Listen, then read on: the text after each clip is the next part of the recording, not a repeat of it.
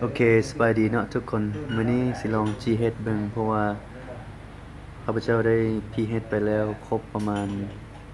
14,700 กว่าบาทเนาะซึ่งคอนเฟิร์มเป็นที่เรียบร้อยแล้วมื้อนี้จะมา GH ลองเบิ่งว่ามันจะใช้เวลาโดนปานใดเนาะในการ GH ครั้งนี้ฮะ next ให้ความคิดเขาข้าพเจ้าสิถอนหมดเลยเนาะ 3,500 3,100 รวมแล้ว 2,400,000 กว่าบาทเนาะคลิก next แล้ว next โอเคเรียบร้อยโอเครอเบิ่งเนาะประมาณมันจะใช้เวลาโดนปานใดรายชื่อจะมาปกติบ่เกิน5นาทีโอเค refresh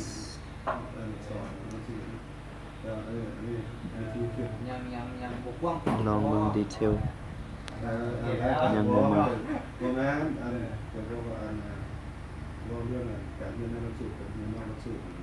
ใช้เวลาประมาณบ่เกิน5นาทีเนาะปกติโอเคบ่ฮอด5นาทีมาแล้ว1รายชื่อ 35,700 กว่าบาทละ1รายชื่อมาแล้วบ่ฮอด2นาทีซ้ำเนาะ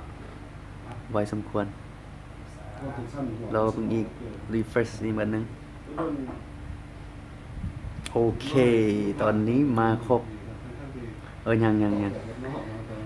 35,700 กับ8,500 เนาะน่าจะยังเพราะว่ายอดทั้งหมดมัน 200,000 กับ 4,000 บาทโอเคrefresh อีกทยอยมารายชื่อจะทยอยมาเนาะโอเคมาอีกแล้วตอนนี้ 70,000 เนาะคือครบแล้วมีทั้งหมด3รายชื่อ 79,800 88,500 กับ 35,700 รวมแล้ว 240,000 บาทโอเคสุดยอดเลยระบบ MM ไทยโอเค